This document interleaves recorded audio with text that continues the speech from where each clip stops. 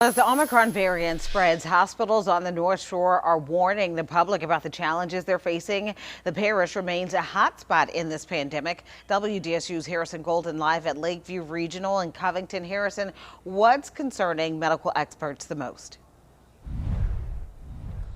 Yeah, well, firstly, Gina, that percent positivity ranking when it comes to St. Tammany Parish cases, it is near 30% right now just here in St. Tammany alone, to say nothing of, again, just the greater New Orleans area at large here. And it was enough for just days ago at the St. Tammany Parish coroner to say that in some cases he has seen hospitals have had to turn away ambulances because they just don't have enough beds to help people out. That's a problem we've seen in some of the darker days in this pandemic returning again. And he warns right now things could get worse if people don't change some of their habits. We have to make sure that not only do we have a physical bed, but we have a staff that can take care of those patients.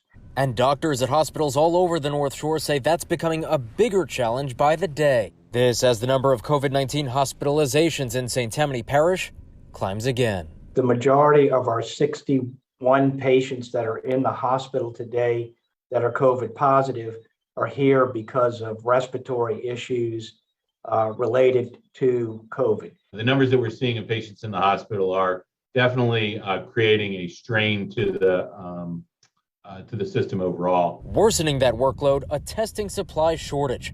With kits harder to find, more patients are going to ERs asymptomatic just to find a test. Obviously, all of the hospital emergency rooms are quite busy. And the last thing you want to do is go sit in an emergency room and wait for a test. That's not an efficient use of resources. And that's simply not something that we want our people to do. So we thought it was important to get more testing sites open and available. That's why the St. Tammany Parish government reopened its testing site at the fairgrounds in Covington Monday. The goal is to get more people testing there so hospitals can focus on more severe cases. If you do have a medical emergency, COVID or non-COVID, the hospitals are still able to provide those services for you. Doctors say hospitalizations aren't nearly as frequent with Omicron as during the Delta surge, but they warn if people don't heed their warnings now, service could suffer.